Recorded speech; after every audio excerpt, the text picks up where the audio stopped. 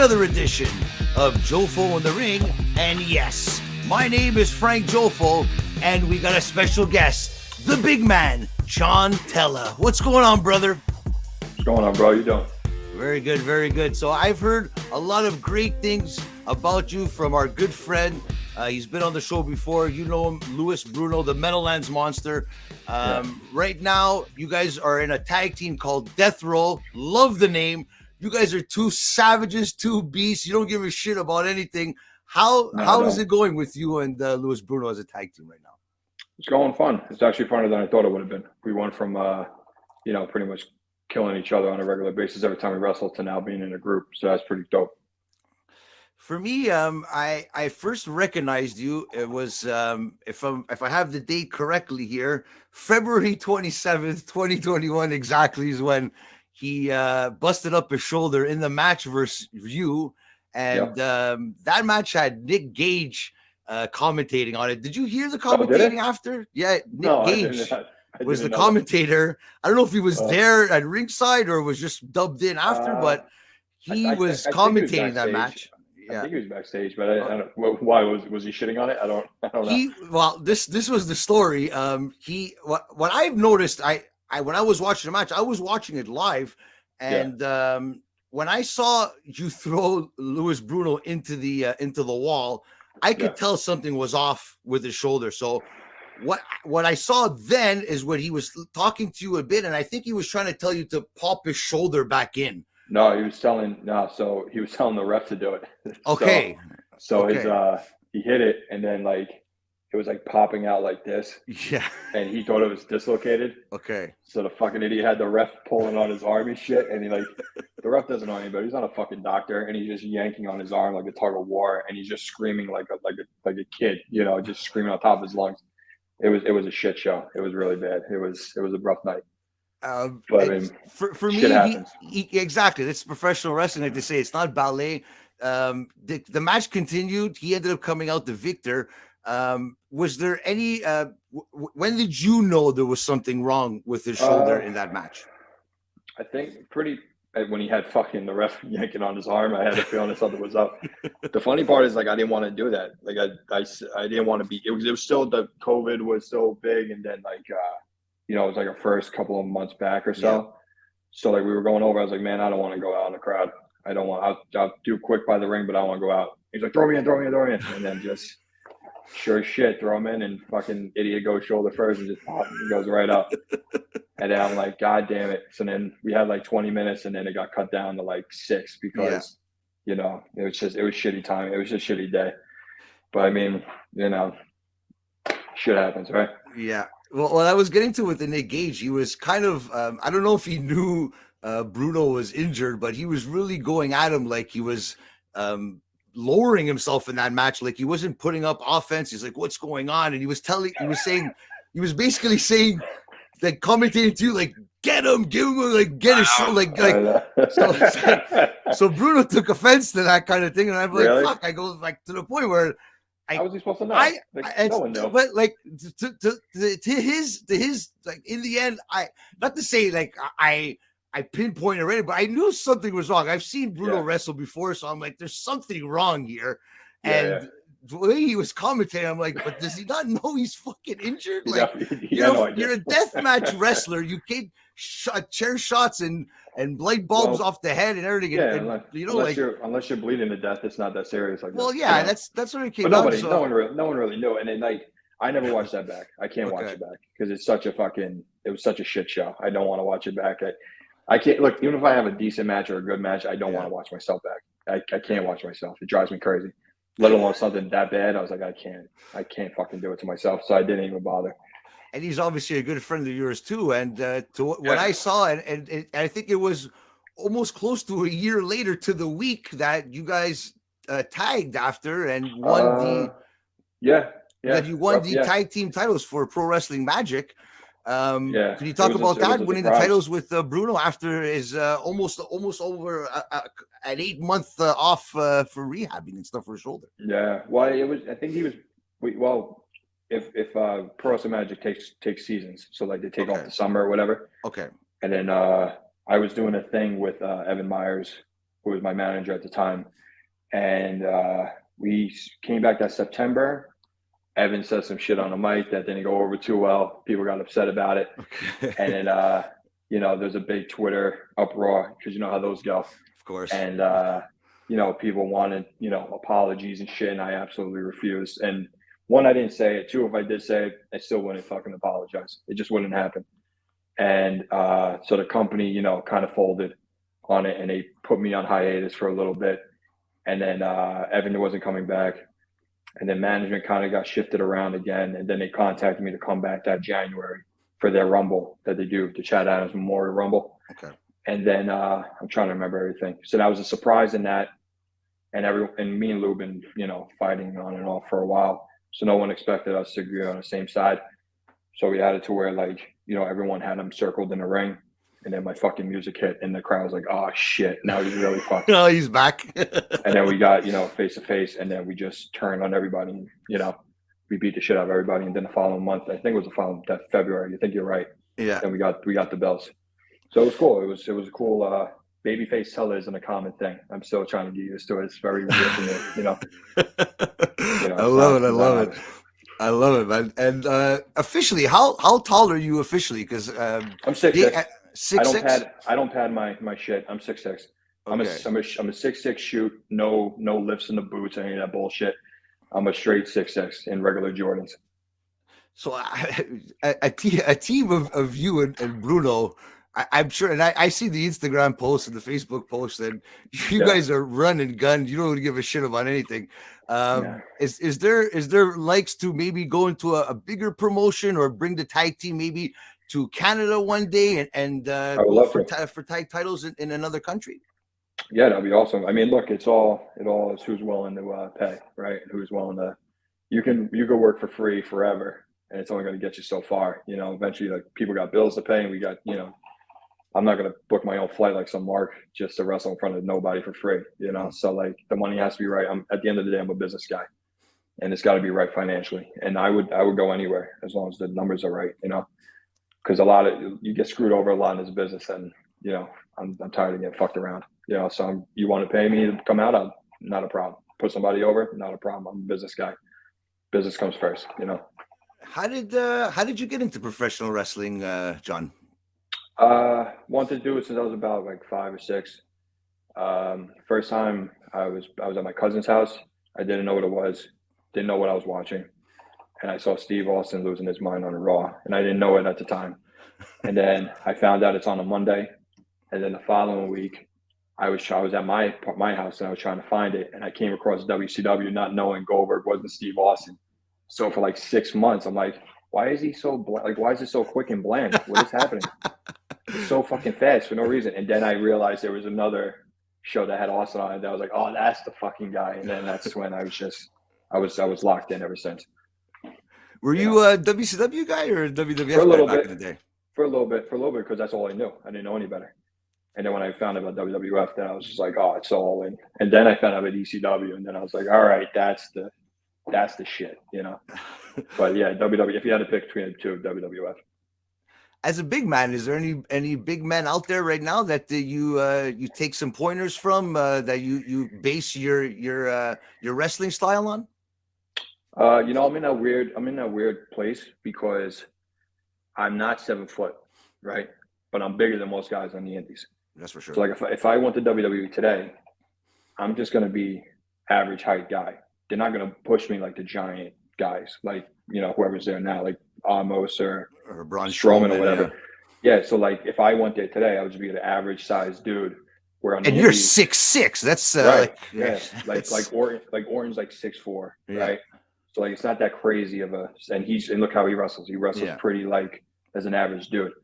So if I was 7 foot, that'd be a different story. But on the indies, you talk to older guys and they're like, work your size. But then it's if I move up, then I can't be doing the big man shit to guys bigger than me. So it's in a weird position. But I base what I do on whoever I'm working. I'm sure you saw Louis Bruno debut on AEW versus Yeah, Lance Archer. And he had that little yeah, altercation with Jake Roberts. yeah. Tell us yeah. what you were feeling when you saw that all go I through. was I was happy for him that he got there, especially after the injury, Yeah. the rehab and shit. And then I said to him the only fuck up he had is psychology wise is that there was no build up to him going after Jake. Like they were like face to face, and then he just immediately turned and he 'Cause grabbed even Eddie Jake. Kingston was saying, they're like, "What is he doing? What's wrong Yeah, with like him?" Like, that's it's just I got it. The butterflies are going. He didn't know it was really he was trying to get as much exposure. Like granted, yoking up Jake Roberts is a pretty yeah, big deal, but like I wish he took the psychology of like at least jaw jack with the fucking guy before you go out and grab him because you just eye to eye with Lance and then you immediately run out because then they're like, what is he doing? What is he doing? And then it's just like, come on, man, you had it right there. You just missed that one little moment to like make the connection for the fans to go, oh, that's why, you know. But no, I was thrilled for him, and then it showed his size. I mean, he's bigger than Archer, height wise, So that's what like, I was really surprised about. And I even told him yeah, when we had him on the show, I'm like, and he was kind of I go, did you get any calls back to AEW? He's like, no, nothing. I go, you know what? I go, not to burst your bubble or anything. I go, I am sure that they put you in that match because you're a big man and everything, but I don't think they knew how big you really were because you overpowered Lance Archer, which I don't think they wanted to happen. So to who me, I knows? think Lance Archer was the Yeah, one that was supposed to get the spotlight, and you had Louis Bruno coming out and yeah. overshadowed him, and I was so happy Well, to see that because I mean, other than Big Show, who's not an active full time yeah, guy there, who else is one of their big guys? You got him in what well, there's Luchasaurus? Satnam Singh, but he's not. Yeah, but I mean, I don't at the time, at the yeah, at the time, yeah, time. exactly, So like, exactly, they weren't gonna put Lou in with like a smaller guy and then have yeah. him lose to a smaller guy because then the believability wouldn't be fully there. But I mean, no, I was thrilled for him. I was thrilled for him. It's getting a lot of eyes on you. It's a payday. It's awesome. I'm happy for him. I just wish like it's just little shit that takes a while to pick and put pieces together. But also, I mean, I wasn't in a spot. I don't know how much I would be thinking if I have all those eyes watching me on TV, and it's just it's a different world out there. So I mean, he did his best. Hopefully, he gets a call one day. Besides Pro Wrestling Magic, do you wrestle in any other promotions? I know there's Yeah, yeah. Catalyst Wrestling out there as well. Our good friend Zach Amico, the I love Hudson Zach. County I love Horror Zach. Show. Could you tell us, have you experienced, if I'm not mistaken, you've been managed by him. He's brought you up a couple of times too. So, I haven't been managed by Zach. Zach was okay. managing Lou when me and Lou were wrestling each other. Okay. But Oh, okay. I love Zach with all my heart. Zach is the greatest fucking guy in the world. I'm a huge fan of stand-up comedy. So when he first came into the Magic's locker room, no one knew who he was. Everyone saw like this weird guy with this crazy mohawk and these rainbow-colored glasses and all this shit. And I'm watching him. I'm like, I can't fucking believe he's in here. So I just walked up to him and I was like, yo, I love you on Legion of Skanks, which is like this amazing comedy Are you a podcast. big Gas Digital, Legion of Skanks, Real Ass Podcast? Yeah. Oh, that's great, man. Gus too, man. Yeah, That's bro. all the way from Montreal. Yeah. Blood, bro. Yeah. You know it. And then, I mean, I've seen Big J 9 times live. Wow. I've seen him, Lewis, and Dave like 3 or 4 of those times. They opened for him at Caroline's. It's just like I'm big in comedy. And I went up to Zach and I say, "Yo, I love you on Skanks and everything." And then the whole night, I'm just picking his brain about comedy.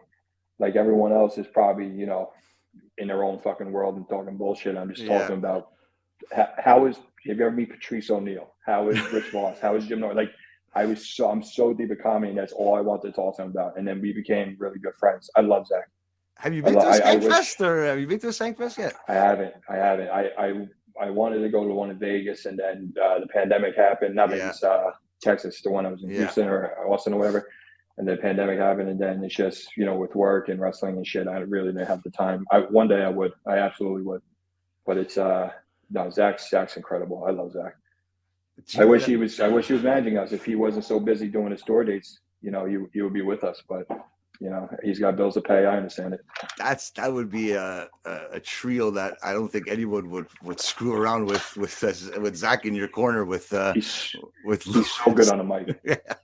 He's so good on the mic. Unbelievable, man. And you know what? He makes the guys that he's managing I think 10 times better than what Yeah. everyone sees, and it You helps know, takes away the 100%. stress from that too, right? Not just that, he's not out for himself. You got a lot of guys managing and try to get all the attention for themselves, and they're trying to get themselves over when really they're supposed to be working for their guy. Zach's always working for whoever he's in the corner of. If you ever seen him live do stand up, he's fucking incredible. I haven't seen him live Incredible. yet, but Oh hopefully my soon we'll make God. the drive to Jersey or New York there to go see him. Murderer. He's a Yeah. murderer. He kills. He kills. He's on the cusp. Like if you see like Shane Gillis and all those guys and Mark Yeah. Norman are now blowing up, in a year or two, I guarantee Zach is going to be on that level and then keep going because Zach's incredible. He's on his way. He's on his way because he has his hands in a lot of different things too. Like you said, like wrestling. Yeah. He's in comedies and podcasting. Entertainment, Yeah. movies as well. Yeah. So Yeah. he's I mean, he out got there. me. I love Zach so much. Yeah, I don't know if you're familiar with Opie and Anthony at all. Do you know Yes, Opie of and course, Anthony? of course. You're okay. So Jim Norin does Chip Chipperson and all that shit. Mm-hmm. So Zach was a guest on Chip Chipperson, right? And they were talking about wrestling, and he had Chip cut promos on wrestlers, and he gave him my name. So like I have a video of Chip Chipperson cutting a promo on John Tella, and it was Wow. like one of the greatest things I've ever gotten. I gotta check that out. And he was so excited to get it done for me that he messaged me 2 weeks before. He goes, 2 weeks, pay attention. You got something's coming on the Chipperson podcast. I had no idea, and then he sent it to me. I was so excited. Zach's incredible. He's the fucking best. I love him. Do you watch the product now? WWE, Impact, AEW right now? Here and there. I try it. Look, man, you're in it for a while, you get jaded. Yeah. And then it's just kind of like I just want to make, see if I'm missing something important or so much ripping something off or whatever, like then I'll catch here and there. But I don't really go out of my way for it. Which is stupid. I should. But it's just hard, it's hard. It's of course, everyone has their own life outside of wrestling as well, so it's I don't blame you for that. And what I was getting to is because I asked Louis Bruno the same question, and he was telling me all the superheroes now are all guys under 200 pounds and guys that resemble guys like Adam Cole and Hook and wrestlers like that. Do you think that it's transitioning into like what Jim Cornette would say, a flippity kind of wrestling now, and the big men are not getting talked about as much as they should be? Well, I mean, sure, we got the height, but it's hard to get that 80s style without the roids, right? And then like you can't be gassing and doing the shit anymore like they used to. So of course they had to drop down to the regular size people. It's just the nature of the business right now. Because like WWE is not going to hire you if you're gas to the gills. I mean, I don't know if AEW has a drug testing. I'm sure they have some type. I would be surprised if they didn't. I'm not saying that it's not in the business. I know it is, but it's not nearly what it was at one point. And now it's more character. Like character gets you over more now. Look at AEW. MJF don't have to do flippity flops. Exactly, you're right. The Acclaim don't have to do flippity flops.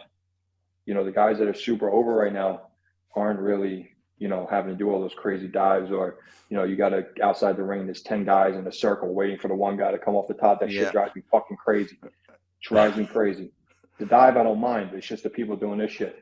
Well, I think that's more of the camera work. I think someone has to figure out the camera work there, because if the camera is not showing that on TV, what's happening, right? But at least don't show me it, right? Or if someone blades, you see somebody blade straight out, don't show me that.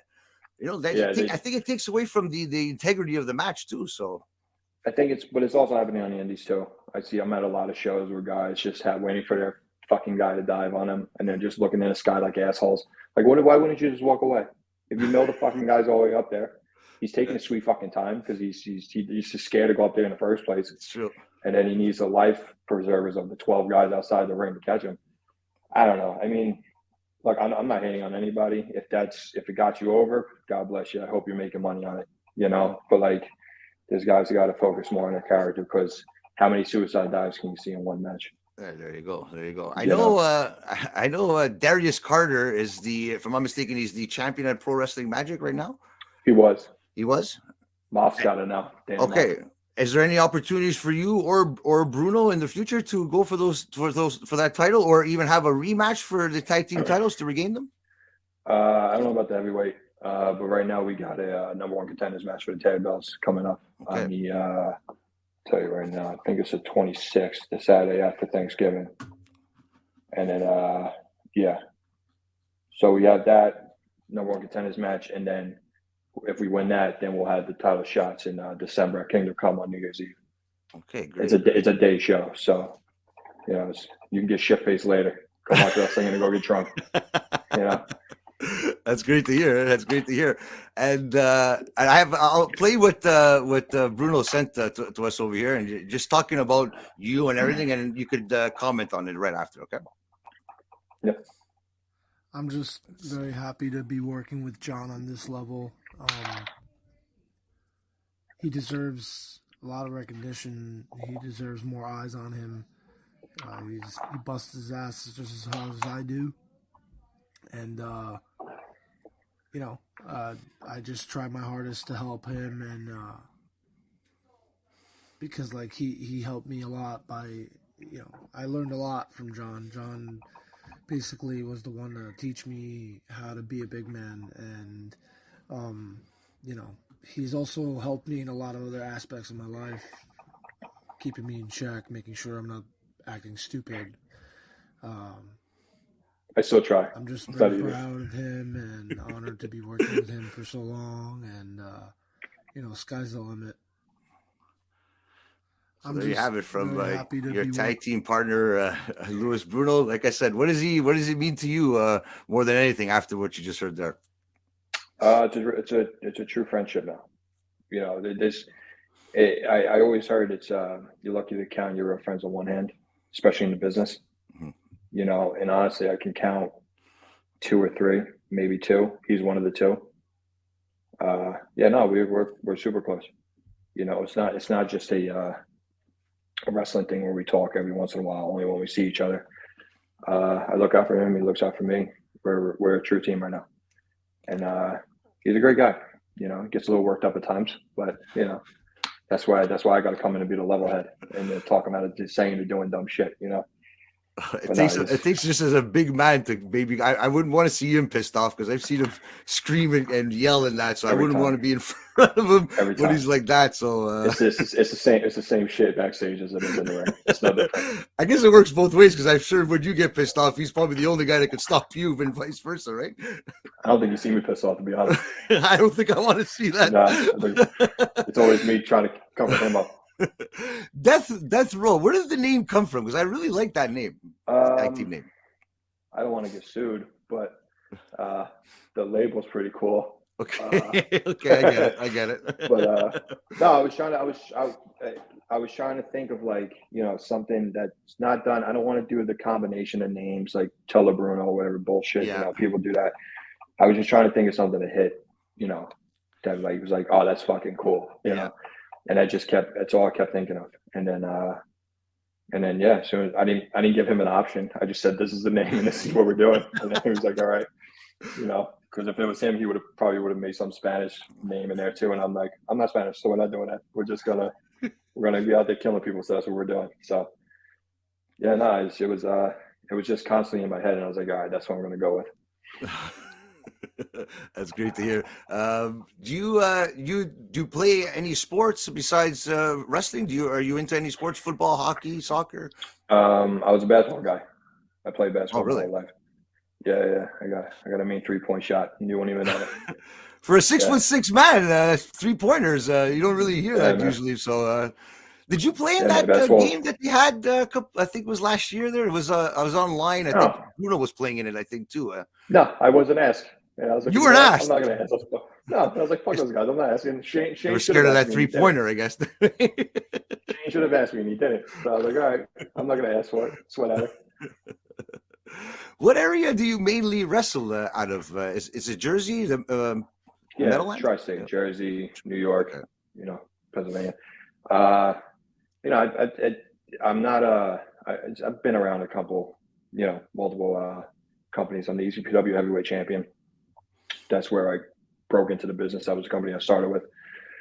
Magic, obviously, I was a tag champion there. And then, you know, I worked for, there's another company called ACW I work at consistently. Then it was a bunch of one-offs in other places, you know, like there's places in Connecticut and other places in New York. And, you know, you work a bunch, but then you have a few places you work consistently, and those are really my three consistent ones right now. Everything else is usually one or two matches, and then just carry on. Okay. So you know what? Like honestly, I'm gonna like we have a great tag team here in Quebec, the Black Quebecois, Jeremy Prophet and Carl Jepson, and we're salivating to have some competition up here, and I'm going to be screaming to the rooftops to get you and Bruno here in Canada one day and wrestle for the Okay. IWS Tag Team Champions. That'd be great because I know that Bruno just wrestled in Calgary, and we saw some great footage from there from the Dungeon Wrestling company there as well with Mo Jabari, Bret Hart, and we've had Mo Jabari on as well. And it's great to see that you're getting opportunities in Canada, even though you're from the United States. It's great to see that too. And the ambitions to wrestle in Canada in the future for sure. I'm sure you want to do that, right? Everywhere. Absolutely, I'm down for everything. Except India. I don't know. India creeps me out. I think I would get sick over there. The food. I always hear terrible stories. People drink the water and they're shitting their pants for 8 weeks. I'm not interested in that. But, never experienced something like that from an opponent? His pants or something? I just heard a story. I don't want to say. I'm not saying you or your opponent for. yeah. But fuck yeah, I would wrestle Canada in a second. That's not even a question. I would rather go over there and then continue in the States. I want to try different styles. I want to try different areas and see their psychology compared to, what I learned. And I'm down for all that shit. Have you wrestled in death matches, John? No, I mean, that's a totally different world. Would I do it? Yeah, I'll do anything. The money's right. I would do it. Am I going out of my way for it? No. I know a few guys that are there to good dudes, easygoing dudes, and then I've seen guys that are, like really untrained backyarders. And I'm not putting the stigma of all deathmatch guys or that, but you got to be cautious of who you do that kind of shit with. I mean, GCW is pretty much the premier deathmatch area right now, and they got the top guys.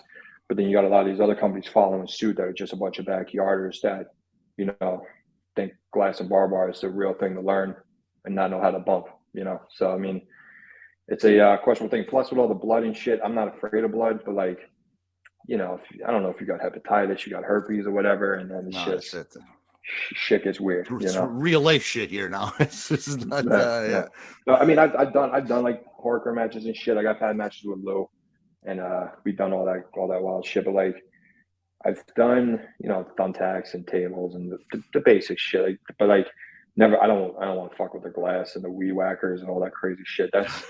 I think it's a little too much. But I don't know. If you want to book it, you pay me good enough, I'll do it.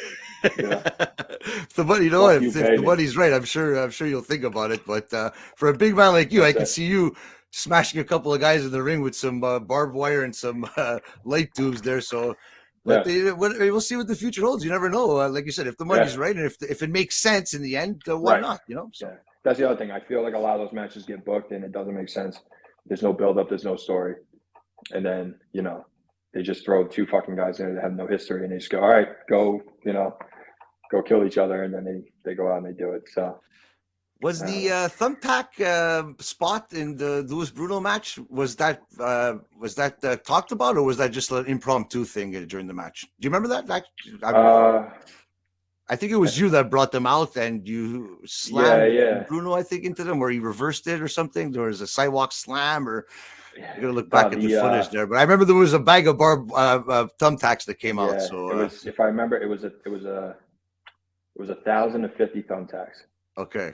And then so the building had rules. Like it was a fans bring the weapons match. Okay. And then the building had their own regulations. Like they didn't want glass. They didn't want like fire, obviously, shit like that. They didn't want that.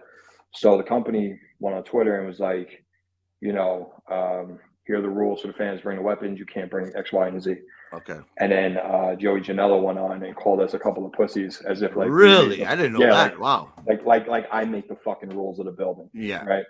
So I'm like, all right, man, fuck this guy, whatever. So I was like, get the thumbtacks, because like then that was the most accessible thing at the moment, because it was like last minute.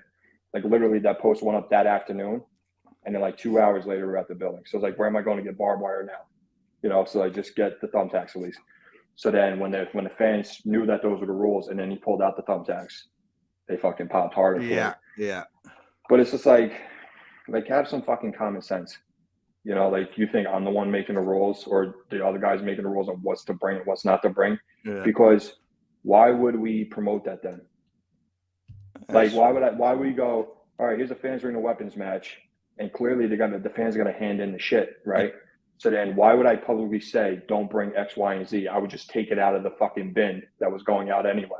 Well, that's what they do in Montreal. They have an event that's similar like that, and whatever people bring, they go through it, and whatever is allowed to be used in the ring, it's on this side, and whatever is not here, it's garbage or whatever, or take it back.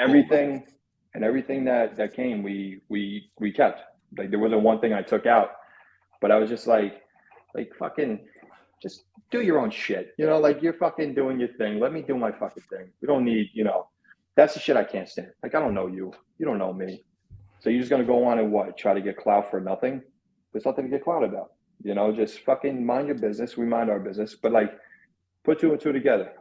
Why would we publicly say don't bring this? To look like assholes? No, that's the fucking building's rules. It's true. So I don't know. People just like to talk shit, and then that's why I don't like fuck with Twitter and shit like that. It drives me crazy. Because you see these guys. It's a part-time job.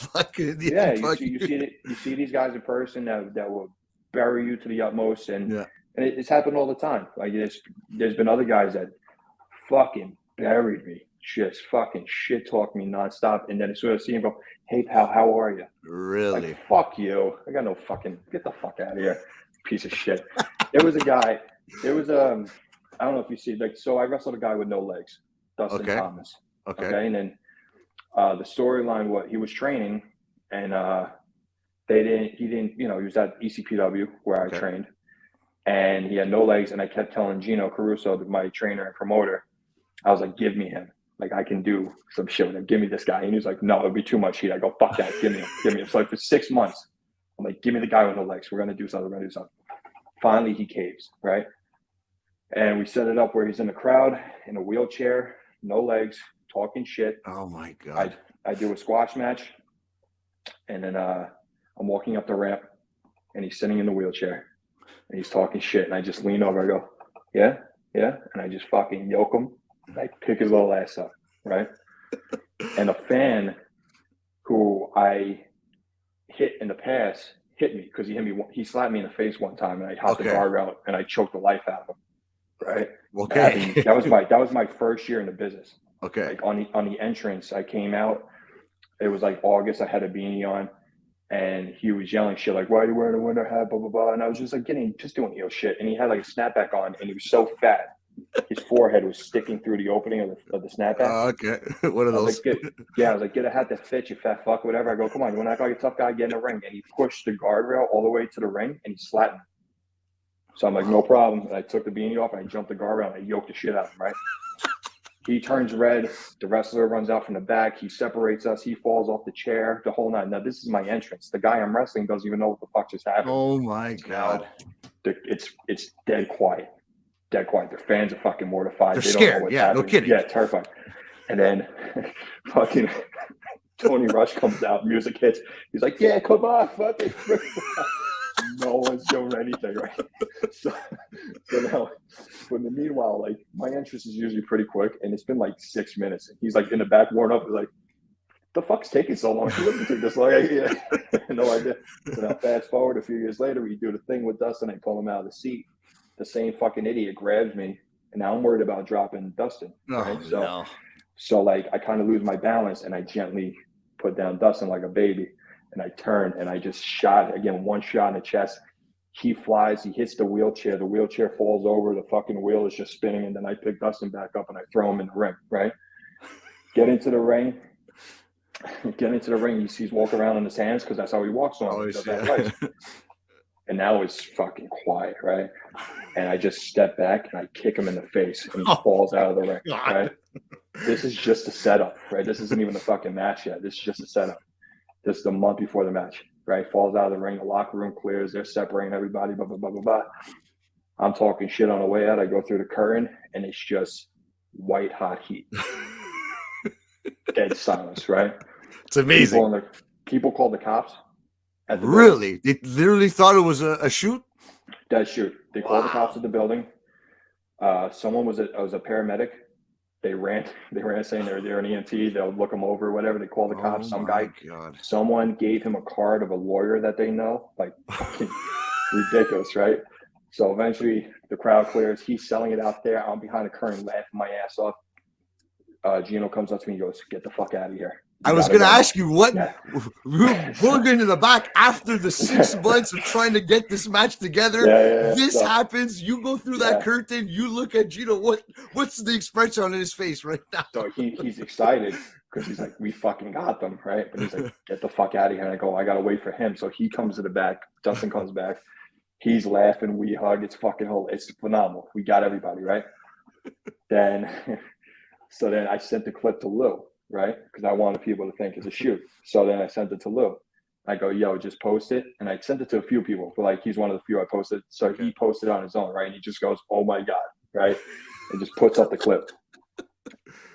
And man, when I tell you the fucking workers that thought it was real, burying me, shit talking me, motherfucker, Rip Rogers buried me online. Wow. I don't, then there was this other fucking guy locally where I'm at, and I'm not going to give him any credit by saying his name because he's a piece of shit. And then, he's motherfuckering me, and, this guy doesn't belong in a ring. He belongs on the other side of the guardrail, buying a ticket, blah, blah, blah, blah, blah. Fast forward a few months goes by. He's at Pro Wrestling Magic. First time I seen him face to face, right? I walk in, I see him, I drop my bag, I walk right up to him, I go, yo, what's good? And he goes, hey, pal, nice to see you. I go, I got no fucking respect for you now. And I turned around, I walked away. Don't be that guy. Wow. Don't be that fucking guy.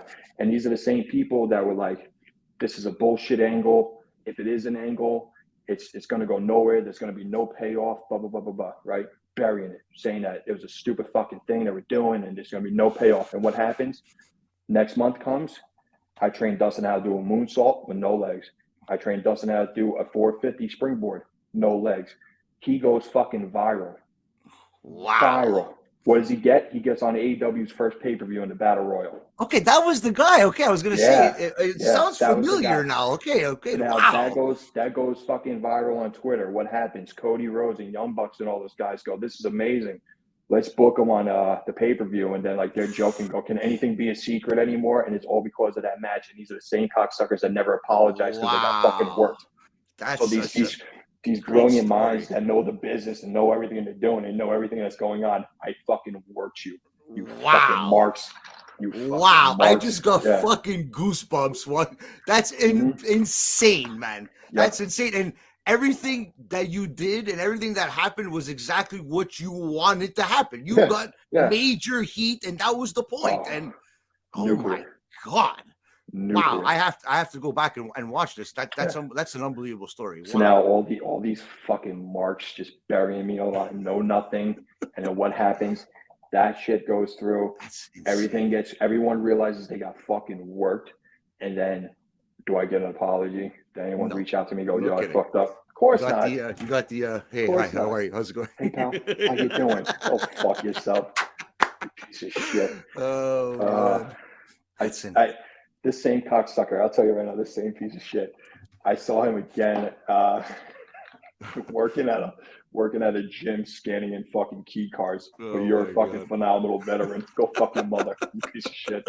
I hate this guy. I fucking hate him. Oh man, that's great, man. There was a few of them. But this guy really fucking bothered me. Yeah.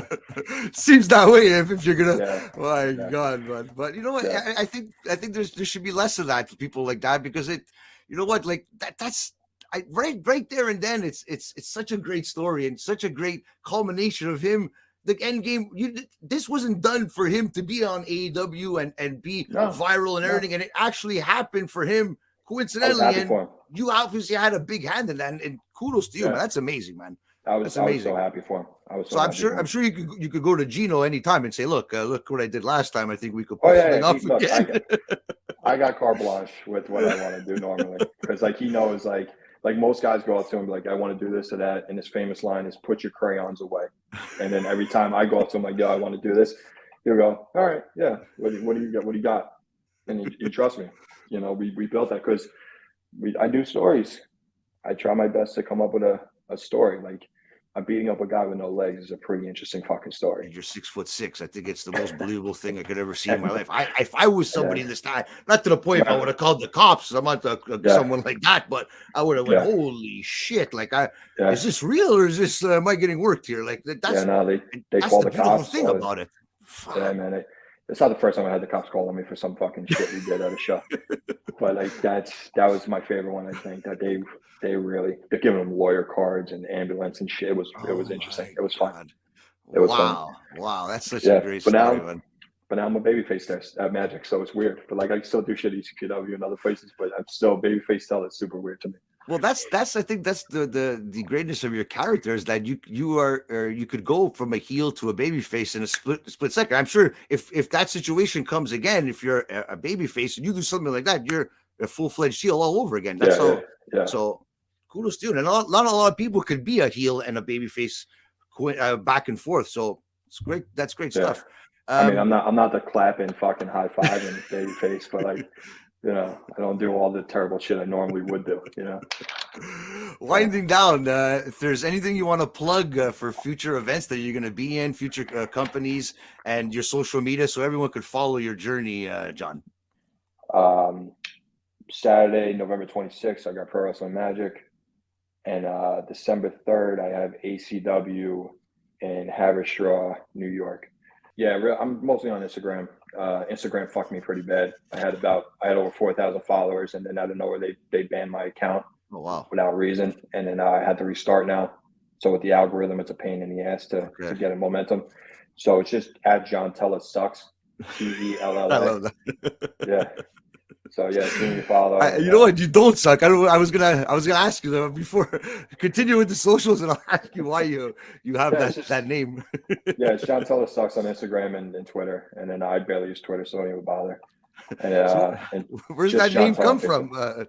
John Tella sucks. Where did that? Because I'm a piece of shit. That's why. That's fun. I love said. Do you have any merch anyone can buy? Merch store going? ProWrestlingTees.com/John Tella. You can get the new Death Row shirt. I have 12 designs up there between regular merch, my merch, and then our Death Row merch. So yeah, man. Just stuff, trying to get by. Help a brother out. Buy a shirt. All right, man. Yeah, whatever we can do on our end to help you out with the merch and people come see you and experience how great of a storyteller you are. Because I'm convinced now, and I can't wait to see you if I do come around that area. And let me tell you, I'm going to try my best to get you and Louis Bruno in Canada so you could face off against the best in Montreal, Quebec. So I'll keep you posted on that. But I want to say thank you for your time and good luck with everything that you have going right now. And you have a fan in me for life, buddy. I appreciate you, bro. Thank you very much. Hey, thank you very much for that. And I want to thank everybody out there for tuning in. And remember, wrestling is life. So, Jofo, I'm a gargle shot for Kurt Hennig and everybody before we go. Oh, no.